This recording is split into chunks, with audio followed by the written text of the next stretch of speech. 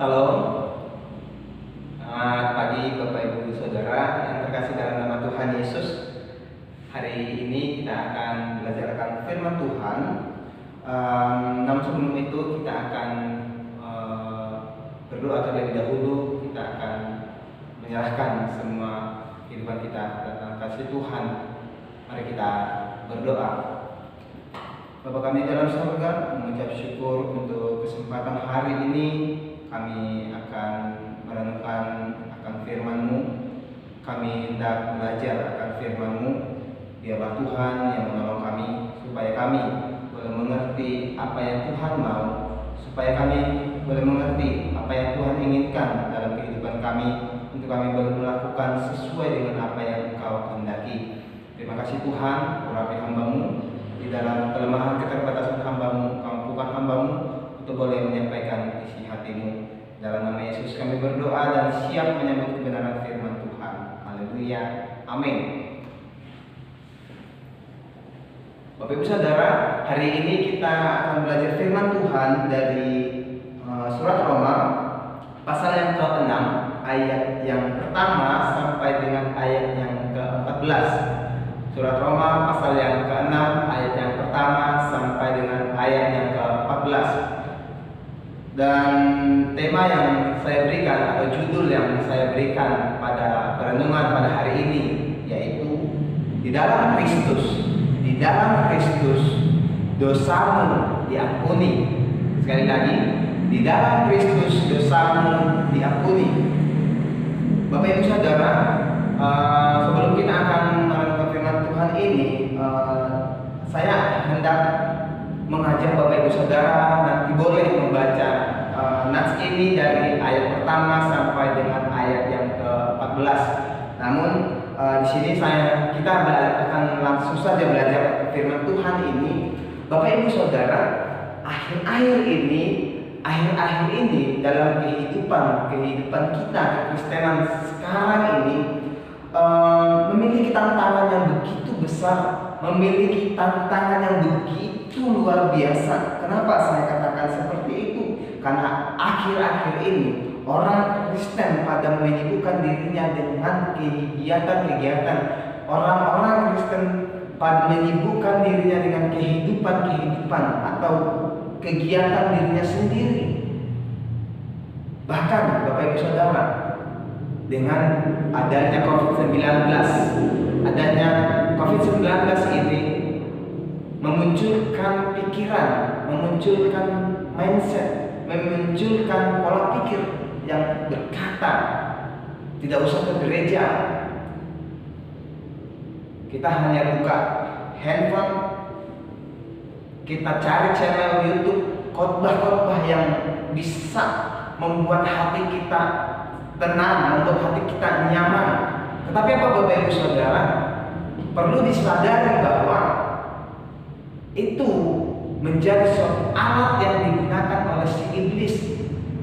Kalau kita tidak menyadari hal itu, kalau kita tidak peka akan hal itu, maka apa? Hal itu yang akan membuat kita nyaman untuk tidak mau datang ke gereja. Kita merasa bahwa gak usah ke gereja, gak apa-apa. Tetapi apa Bapak Ibu? Itu adalah suatu sarana yang dipakai oleh si iblis untuk semakin menjauhkan kita dari Tuhan. Bahkan lebih bahayanya adalah kita akan jatuh kepada dosa. Kita akan jatuh kepada kenyamanan yang ingin selalu untuk melakukan dosa. Nah, penting Bapak Ibu kita harus mewaspadai ini. Penting Bapak Ibu kita harus mengantisipasi ini supaya kita tidak jatuh kepada dosa tersebut. Hari ini kita akan belajar seperti tema yang saya berikan tadi, yaitu di dalam Kristus dosamu diampuni. Sekali lagi, di dalam Kristus dosamu diampuni, dosa saya diampuni. Bapak Ibu kita perhatikan kalau di kitab Roma ini dijelaskan bahwa dari studi latar belakangnya bahwa surat Roma ini ditulis oleh seorang rasul yang bernama Paulus. Surat ini ditulis oleh Paulus kepada jemaat yang ada di Roma atau orang-orang yang ada di Roma. Bahkan surat ini ditujukan kepada siapa?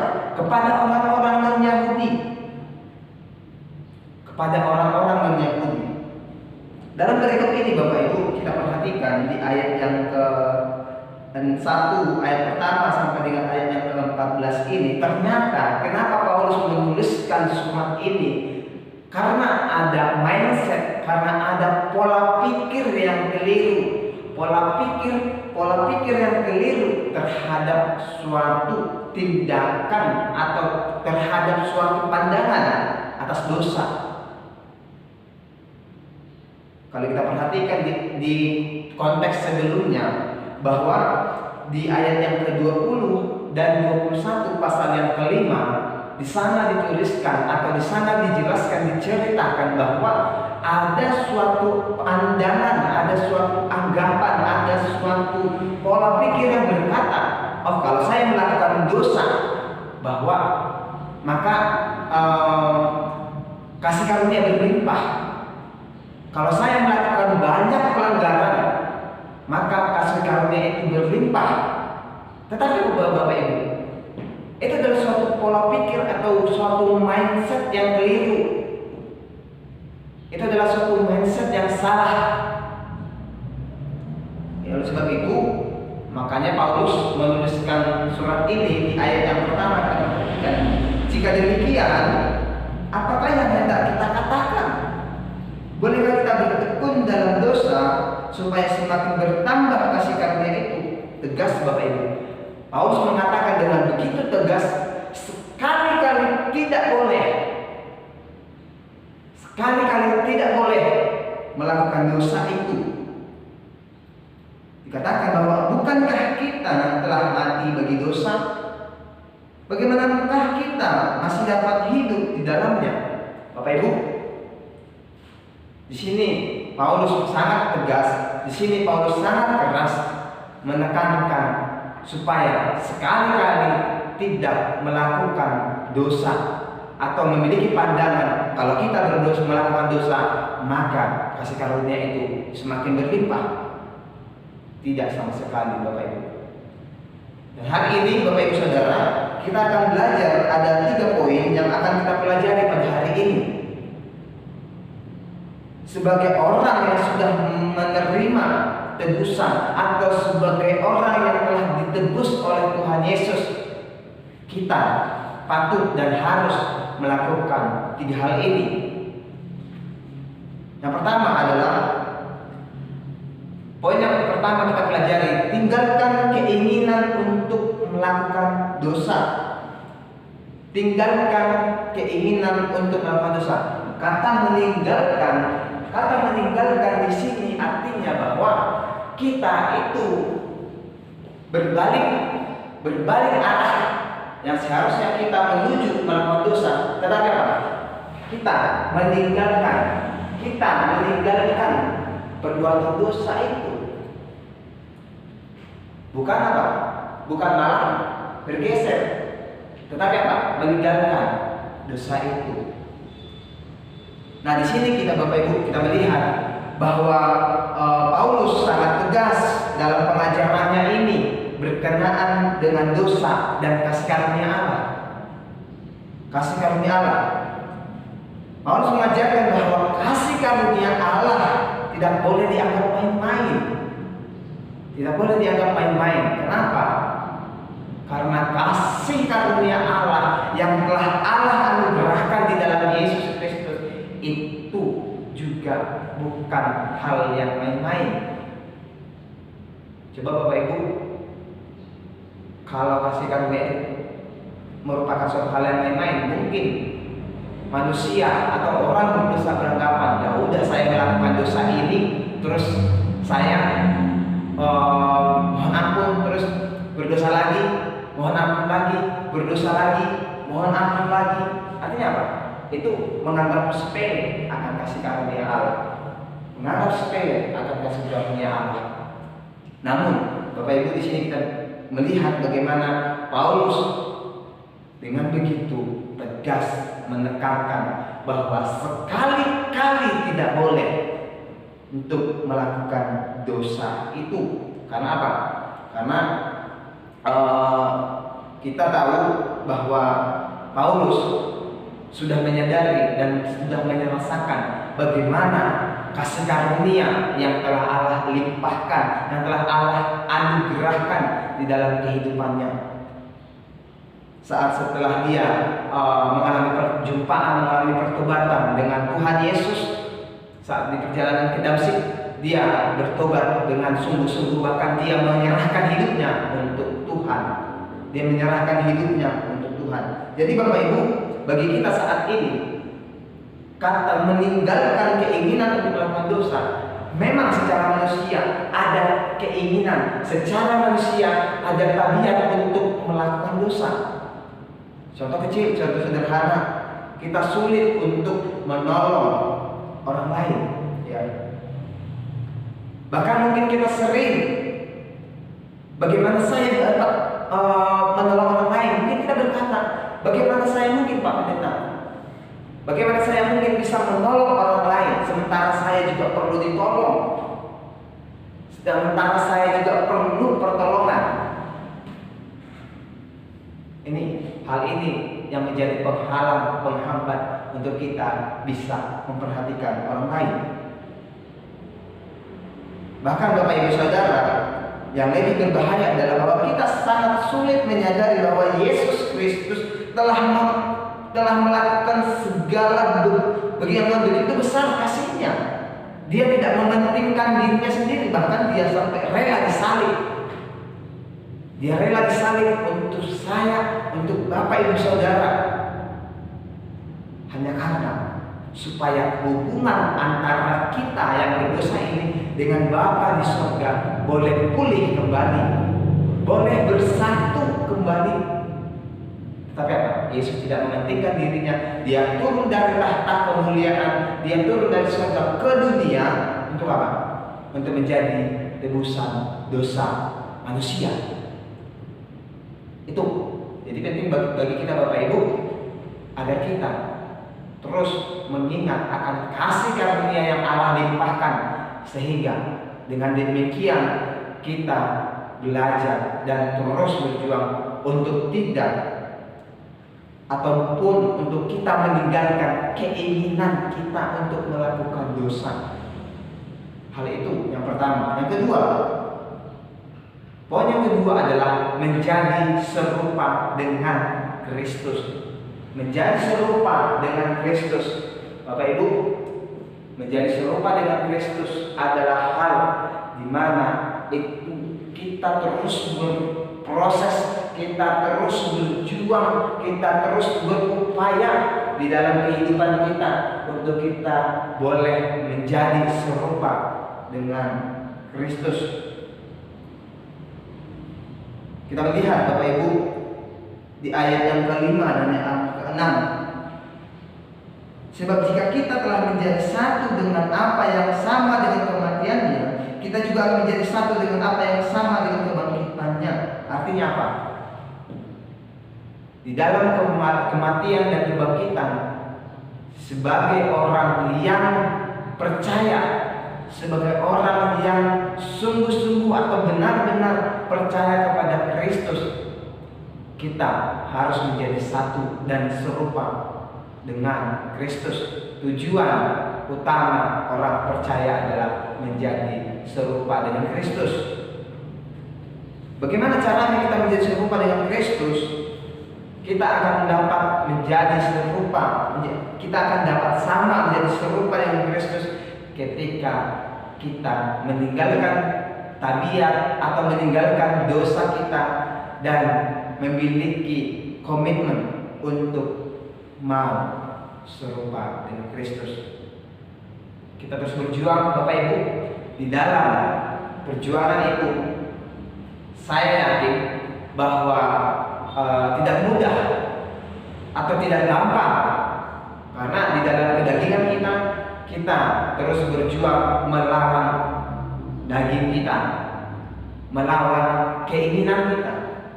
Tetapi di sini Paulus menegaskan atau menekankan bagaimana hidup kita untuk sama menjadi serupa dengan Kristus. Bapak Ibu Saudara, pastinya berkhusus untuk bapak-bapak nih, bapak-bapak, pastinya bapak-bapak kalau anak itu mau melakukan apa yang dikehendaki oleh bapak-bapak semua, pastinya bapak-bapak sebagai orang tua pasti memiliki rasa sukacita yang besar, kesenangan yang begitu luar biasa. Karena apa? Anak ini taat, anak ini mau melakukan apa yang dikehendaki oleh Bapa. Demikian kehidupan kita sebagai anak-anak Tuhan di dalam Tuhan Yesus Kristus. Bapa Allah kita akan sangat senang ketika kita mau melakukan apa yang Dia kehendaki. Itu yang kedua. Yang ketiga, Bapak Ibu, yang ketiga kita akan belajar. Poin yang ketiga adalah memberikan hidup atau berikan hidupmu untuk pekerjaan Allah. Bapak Ibu, hal ini sangat sulit sekali terjadi, atau bahkan hal ini menjadi suatu tantangan bagi kita, bagi orang-orang yang tidak sungguh-sungguh kepada Tuhan. Oh, kalau saya sudah percaya, ya udah saya menjalani kehidupan saya. Tetapi apa yang Tuhan mau ketika kita sudah menerima anugerah keselamatan di dalam Kristus Yesus, kita seharusnya memberikan hidup kita untuk menjadi alat yang Tuhan pakai, menjadi alat bagi tangannya, menjadi alat bagi hormat kemuliaan nama Tuhan. Bapak Ibu, setelah Paulus mengalami pertobatan dari kehidupannya, setelah Paulus dia berjumpa dengan Tuhan ketika dia berjalan ke Damsyik, dia mendengar suara, katakan, Saulus, Saulus, mengapa engkau menganiaya aku? Tapi dia berkata, siapakah engkau Tuhan? Dan ketika itu dia atau Paulus mengalami pertobatan, dia berbalik dari kehidupannya yang lama, sehingga dia percaya kepada Yesus. Dia percaya kepada Yesus dan dia memberikan hidupnya untuk pekerjaan Tuhan, menjadi seorang misionaris yang begitu besar, begitu luar biasa di tangan Tuhan. Kita lihat ayat yang ke-12 dan 14, Bapak Ibu. Sebab itu hendaklah dosa jangan berkuasa lagi di dalam tubuhmu yang fana, supaya kamu jangan lagi menuruti keinginannya. Dan ayat yang ke-14, sebab kamu tidak akan dikuasai oleh dosa, karena kamu tidak berada di bawah hukum Taurat, tetapi di bawah kasih karunia. Nah, Bapak Ibu, di sini kita belajar dan melihat bagaimana Paulus setelah dia sungguh-sungguh bertobat, setelah dia sungguh-sungguh percaya kepada Tuhan, dia menyerahkan hidupnya, seluruh hidupnya untuk Tuhan. Bagi kita saat ini, Bapak Ibu Saudara, sebagai orang yang telah dimerdekakan di dalam Kristus Yesus, seharusnya kita mengabdikan diri kita, menyerahkan hidup kita untuk Tuhan Yesus, melakukan apa yang dikehendaki oleh Bapa, yaitu apa? Kita mau menjadi alat, menjadi saksi Kristus, menjadi saksi bagi dunia ini untuk mewartakan cinta kasih Tuhan. Kita mewartakan cinta kasih Tuhan di dalam Yesus Kristus, bahwa Yesus telah rela mati di kayu salib. Yesus telah rela mati di kayu salib untuk menebus saya, untuk menebus dosa Bapak Ibu Saudara. Oleh sebab itu, hari ini kita mau menjadi saksi Tuhan untuk memberitakan Injil, sehingga dalam kehidupan kita menjadi alat yang Tuhan pakai untuk mewartakan Injil kerajaan Allah, dan dunia boleh semakin mengenal Yesus. Hanya Yesus adalah satu-satunya jalan keselamatan kepada Bapa. Tidak ada yang lain, tidak ada di luar daripada Yesus. Untuk kesimpulan, antara lain Bapak Ibu Saudara, Yesus datang ke dunia menjadi jalan pendamaian.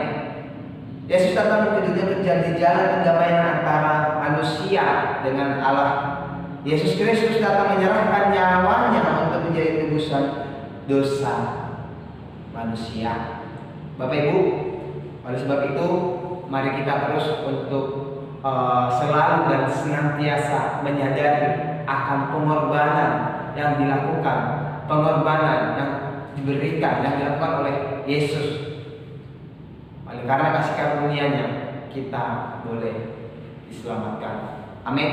Bapak Ibu Saudara, hari ini kita belajar betapa Yesus sangat mengasihi kita, betapa Yesus sangat mencintai kita, bahkan Dia menyerahkan nyawanya untuk saya dan saudara. Dia menyerahkan hidupnya untuk kita. Oleh sebab itu Bapak Ibu, mari kita mengambil suatu komitmen. Kita menyadari betapa besar kasih Tuhan Yesus, betapa luar biasanya kasih Tuhan Yesus dalam kehidupan kita. Oleh sebab itu, mari kita datang kepada Tuhan. Mungkin saat ini apabila kita masih sering meninggikan ego kita, bahkan kita melakukan apa yang menjadi sesuai kehendak kita, sesuai mau kita, bahkan kita lupa bahwa Tuhan itu ingin supaya kita mau datang kepadanya. Oleh sebab itu, mari kita datang memohon ampun kepada Tuhan. Mari kita datang sujud di hadapannya dan kita memohon pengampunan kepadanya. Mari mengakui, Bapak Ibu, akuilah di hadapan Tuhan, minta kekuatan kepada Tuhan agar saya dan saudara benar-benar meninggalkan keinginan dosa, keinginan untuk melakukan dosa. Bahkan minta kepada Tuhan, mintalah kekuatan daripada Tuhan supaya kita dimampukan untuk menjadi alat di tangan Tuhan. Amin. Mari kita berdoa. Bapa di sorga, terima kasih untuk hari ini kami boleh belajar akan firman-Mu. Kami bersyukur untuk firman-Mu yang boleh mengingatkan kami, menguatkan kami betapa besar kasih-Mu dalam kehidupan kami. Oleh sebab itu juga Bapa, kami mau dan kami rindu untuk kami boleh menjadi pribadi yang semakin sungguh-sungguh mencintai Engkau, sungguh-sungguh semakin serupa dengan Engkau. Bahkan Tuhan Yesus, kami juga mau menjadi alat yang Kau pakai di tangan-Mu dengan luar biasa. Terima kasih Tuhan, di dalam nama Yesus kami berdoa dan mengucap syukur. Amin. Selamat pagi Bapak Ibu Saudara, Tuhan Yesus memberkati. Amin.